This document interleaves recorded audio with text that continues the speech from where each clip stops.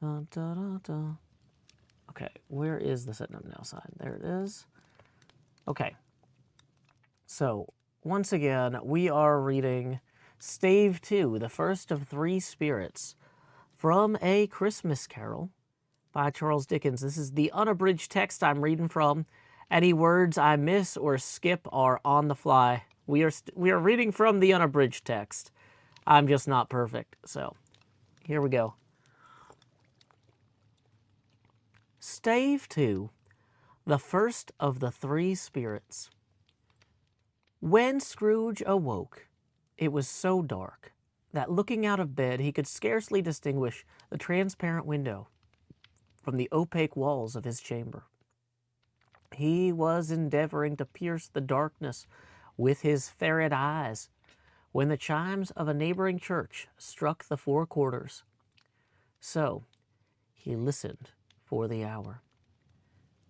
To his great astonishment, the heavy bell went on from 6 to 7, and from 7 to 8, and regularly up to 12, then stopped.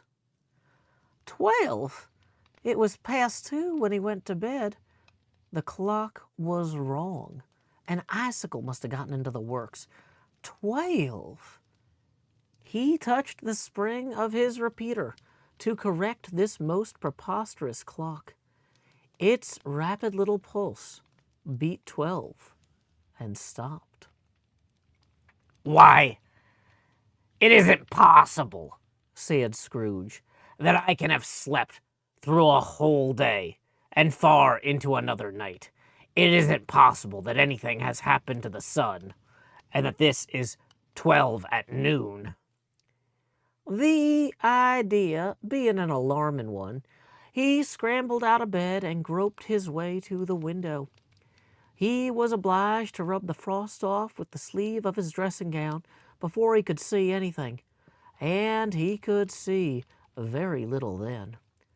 All he could make out was that it was still very foggy and extremely cold, and that there was no noise of people running to and fro and making a great stir, as there unquestioningly would have been if night had beaten off bright day and taken possession of the world.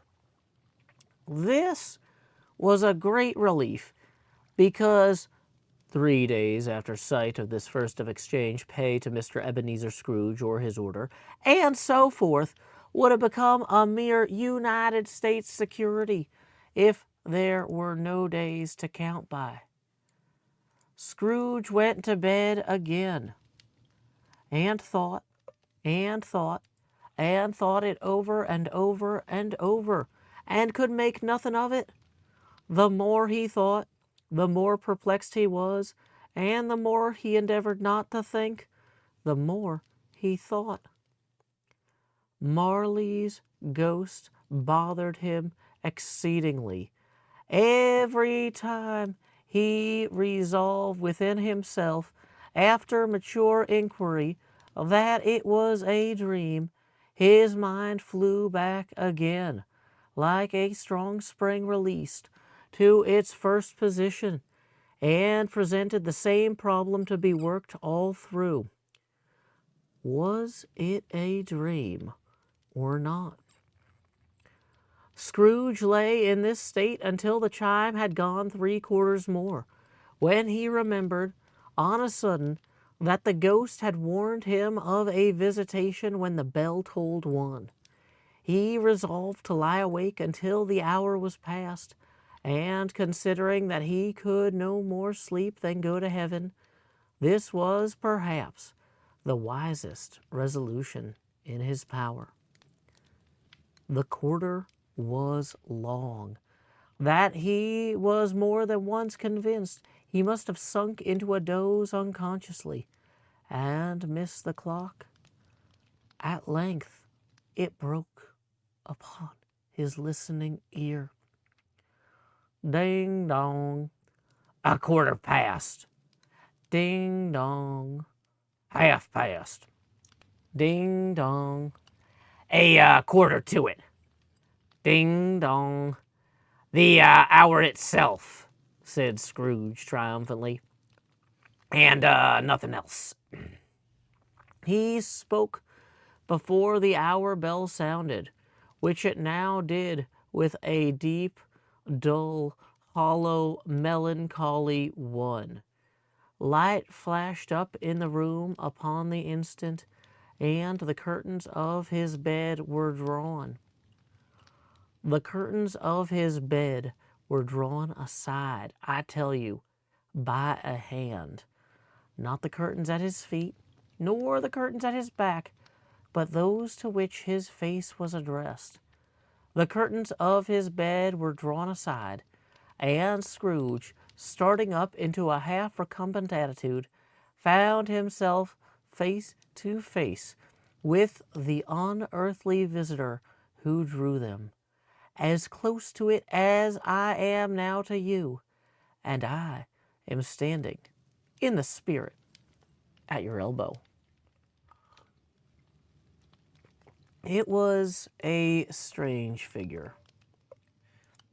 Like a child, yet not so like a child as like an old man, viewed through some supernatural medium, which gave him the appearance of having receded from view, and being diminished to a child's proportions. Its hair, which hung about its neck and down its back, was white, as if with age, and yet the face had not a wrinkle in it, and the tenderest bloom was on the skin. The arms were very long and muscular, the hands the same, as if its hold were of uncommon strength. Its legs and feet, most delicately formed, were like those upper members, bare. It wore a tunic of the purest white, and round its waist was bound a lustrous belt, the sheen of which was beautiful. It held a branch of fresh green holly in its hand, and, in singular contradiction of that wintry emblem, had its dress trimmed with summer flowers. But the strangest thing about it was that from the crown of its head there sprang a bright, clear jet of light, by which all this was visible, and which was doubtless the occasion of its using, in its duller moments, a great extinguisher for a cap, which it now held under its arm. Even this, though, when Scrooge looked at it with increasing steadiness, was not its strangest quality. For as its belt sparkled and glittered now in one part, and now in another, and what was light one instant, at another time was dark, so the figure itself fluctuated in its distinctness, being now a thing with one arm, now with one leg, now with 20 legs, now a pair of legs without a head, now a head without a body, of which dissolving parts no outline would be visible in the dense gloom wherein they melted away. And in the very wonder of this, it would be itself again, distinct and clear as ever. Are you the spirit, sir, whose coming was foretold to me? I am. The voice was soft and gentle, singularly low, as if instead of being so close beside him, it were at a distance. Who and what are you? I am the ghost of Christmas past. Long past? Inquired Scrooge, observant of its dwarfish stature. No, your past. Perhaps Scrooge could not have told anybody why, if anybody could have asked him, but he had a special desire to see the spirit in his cap, and begged him to be covered. What? Would you so soon put out With worldly hands the light I give. Is it not enough that you are one of those whose passions made this cap, and forced me through the whole train of years to wear it low upon my brow? Scrooge reverently disclaimed all intention to offend, or any knowledge of having wilfully bonneted the spirit at any period of his life. He then made bold to inquire what business brought him there. Your welfare. Scrooge expressed himself much obliged, but he could not help thinking that a night of unbroken rest would have been more conducive to that end. The spirit must have heard him thinking, for it said immediately, Your reclamation, then. Take heed. It put out its strong hand as it spoke, and clasped him gently by the arm. Rise and walk with me. It would have been in vain for Scrooge to plead that the weather and the hour were not adapted to pedestrian purposes, that the bed was warm and the thermometer way below freezing, that he was clad but lightly in his slippers, dressing gown, and nightcap, and that he had a cold upon him at that time. The grasp, though gentle as a woman's hand, was not to be resisted. He rose, but finding that the spirit made toward the window, clasped his robe in supplication. I am a mortal, and liable to fall. Bear but a touch of my hand there, said the spirit, laying it upon his heart, and you shall be upheld in more than this. As the words were spoken, they passed through the wall and stood upon an open country road with fields on either hand. The city had entirely vanished. Not a vestige of it was to be seen. The darkness and the mist had vanished with it, for it was a clear, cold winter day with snow upon the ground. Good heaven, said Scrooge, clasping his hands together as he looked about him. I was bred in this place. I was a boy here. The spirit gazed upon him mildly.